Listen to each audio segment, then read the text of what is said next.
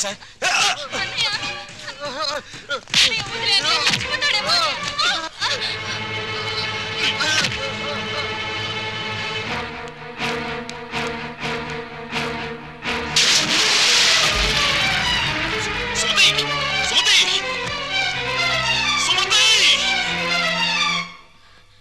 ఎంత గండం గడిచింది.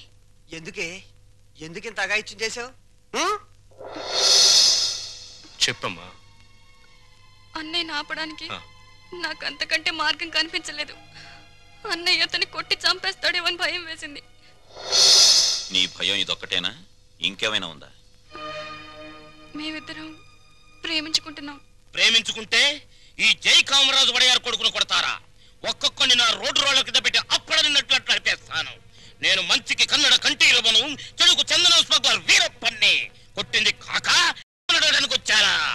జరిగిన దానికి క్షమించమని అడగడానికే వచ్చాం. క్షమించను. ప్రధానమంత్రి ఫోన్ చేసి చెప్పినా క్షమించను. ప్రధానమంత్రి ఏమో. అలాగా. హలో, నువ్వా? మా ప్రసాద్ను కొట్టిన విషయం నీ దాకా వచ్చిందా? నా కొడుకును కొట్టిన వాళ్ళను తారులో కలిపి రోడ్డు వేసేంత వరకు నిద్రపోదని నా రోడ్ల మీద ప్రమాణం చేశాను రా. నా బావమరిది అమెరికా నుంచి అప్పుడే నా పరువు ఇండియా దాటి అమెరికా దాకా వెళ్ళింది. అసలు నా ఇంటికి రావడానికి సిగ్గులేదు మీకు? చూస్తే దిట్టంగా నలుగురున్నారు. మీలో ఎవరు నా కొడుకును కొట్టింది చెప్పండి. నేనే కొట్టాను. నా కొడుకుని 10 మందిలో కొడతావా? పరువు లేని కుటుంబంలోని మనిషి కాబట్టి పశువులా ప్రవర్తించావు. మగవాడ నాకు చెయ్యి వేస్తాడు. వేస్తే నీ చెల్లెలు ఎందుకు ఊరుకుంది? ప్రేమించింది కాబట్టి ఊరుకుంది. వంశాన్ని బట్టి ఆలోచనలు, ఆలోచనలు బట్టి బుద్ధులు. ఆడపిల్లలు పెంచుకోవడం చేతగాక ఊరు మీద వదిలిపెట్టిన మీ కుటుంబం బతుకు ఎలాంటిదో. కప్పు కొడుతుంది. బయటికి వెళ్ళండి నాయన, ఇల్లంతా కడిగించుకోవాలి. వెళ్ళండి. మా అమ్మ మళ్ళీ చచ్చిపోయింది. మా అమ్మ ఫోటో బద్దలు కొడతావా? నిన్ను ఎందుకంత కోపం వచ్చింది? మా అమ్మ ఫోటో పగల కొడితే నాకు కోపం, పక్కింటోడు కోపం వస్తుందా? ఆ ఫోటోకి ప్రాణం లేదుగా. అయినా అదంటే నాకు ప్రాణం. ఎప్పుడో చచ్చిపోయిన మీ అమ్మ ఫోటో పగల కొడితేనే మీకింత ఉలుకొచ్చిందే. ప్రాణానికి ప్రాణమైన నా చెల్లెల మీద చేయి పడితే నా రక్తం ఉడికిపోదా? ఆడదాన్ని గౌరవించడం చేతకాని మనిషివి అమ్మ ఫోటో మాత్రం పెట్టావు. ఇందాకేమన్నారు? మగాడన్నాక ఆడపిల్ల మీద చెయ్యేడా అని అన్నారు కదా. నేను ఇప్పుడు మీ పెళ్ళ మీద చెయ్యేస్తాను. మగాడే కదా, పోలే మీరు ఊరుకుంటారా? రంగా, అమ్మా క్షమించమ్మా. అంతేనమ్మా, అంతే. దోపిడీలు చేసేవాళ్ళు, మద్దతులు చేసేవాళ్ళు, మానభంగాలు చేసేవాళ్ళు దర్జాగా తలెత్తుకు బతుకుతున్నారు. కానీ ఆడపిల్లల్ని కన్నవాళ్ళు మాత్రం తలెత్తుకు బతకలేకపోతున్నారు. అదండి ప్రపంచం. వస్తాం సార్, వస్తాం. ఇందాక మీ ఇల్లు కడుక్కోవాలన్నారుగా, మర్చిపోకుండా ఫినాయిల్తో కడుక్కోండి. పదన్నా. అమ్మా నీకో శుభవార్తే. నీ మనవడికి రఘురామయ్య గారి అమ్మాయితో పెళ్లి కుదిరింది. అవును, ఈ రఘురామయ్య గారే. ఓకేను.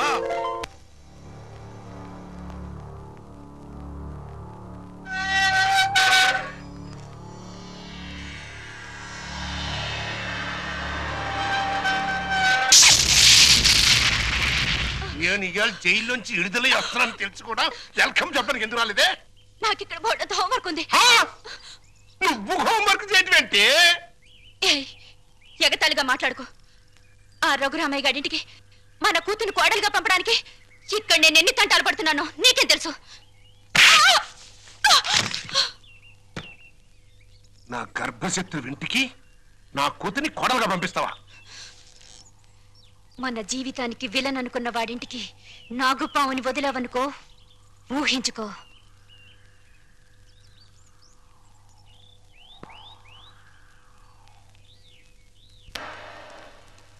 నాన్నగారు, తమ్ముడు చదువుతున్న కాలేజీ ప్రిన్సిపాల్ గారు మీకు ఈ లెటర్ పంపించారు. ప్రిన్సిపాల్ చదువు.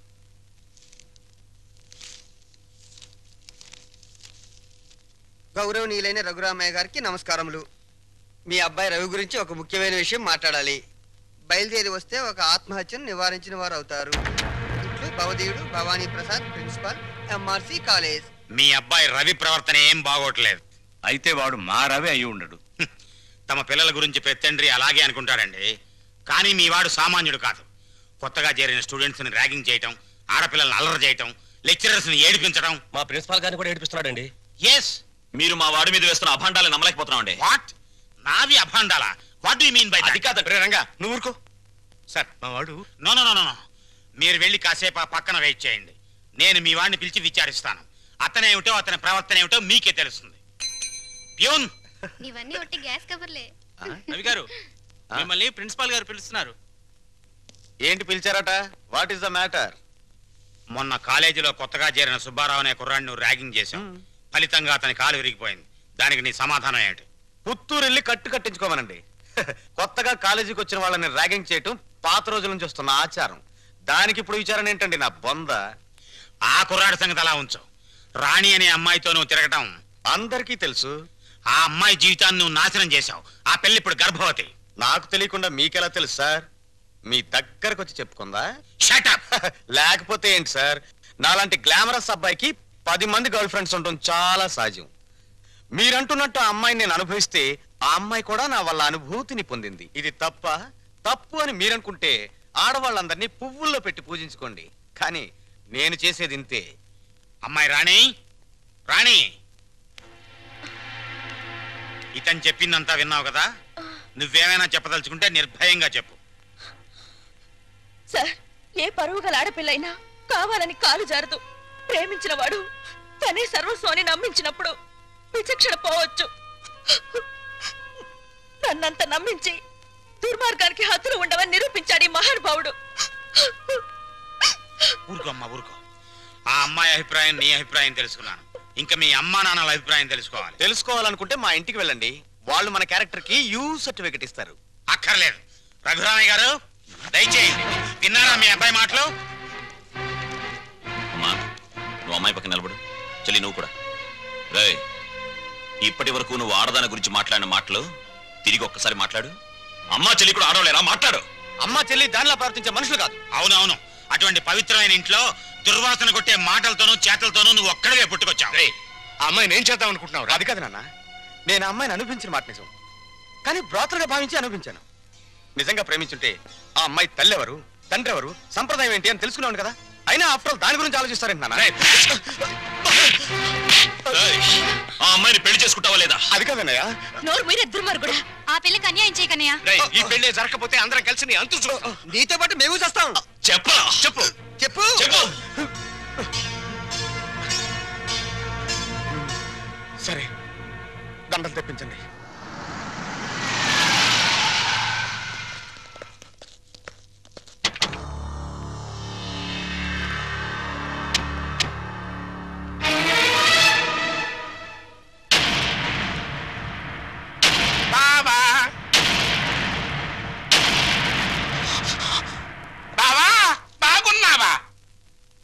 బాగోలే.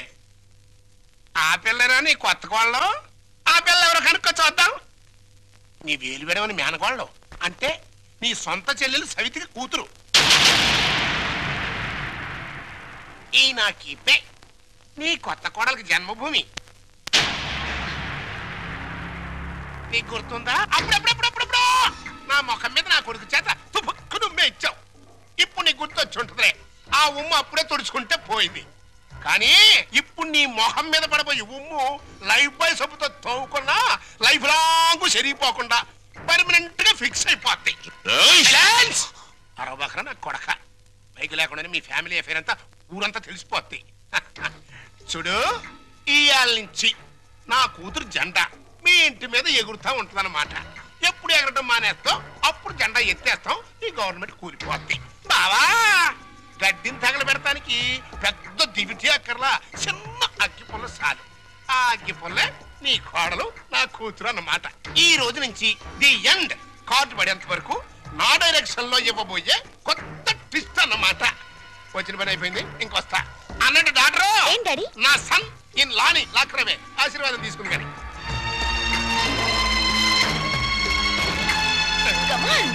రారా సన్నిల్లా.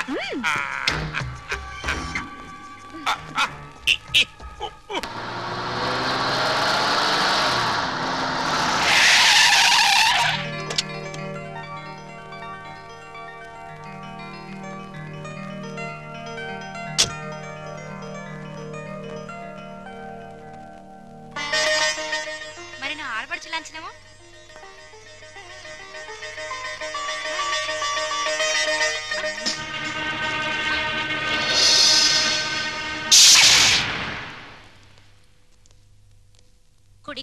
పెట్టిరా అమ్మా.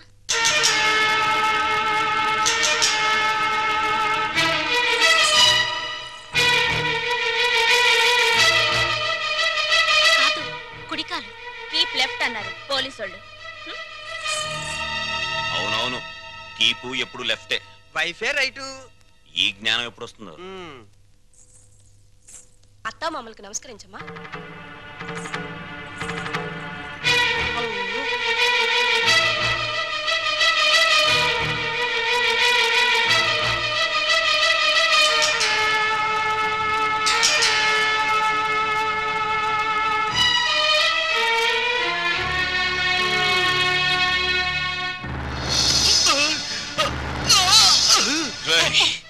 నీకు ఇంట్లో ఎవరు అన్యాయం చేశారని మా అందరికి ఇంత ద్రోహం చేశావురా?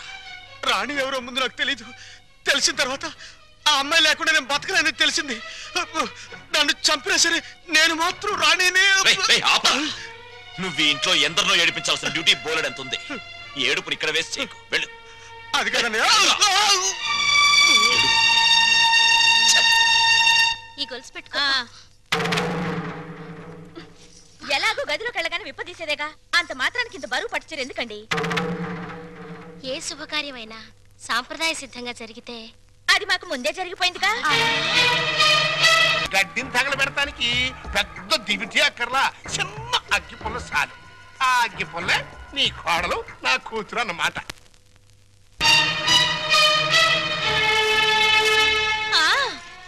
మా అత్తయ్యకి మావయ్యకి అందరికీ తెలుసు.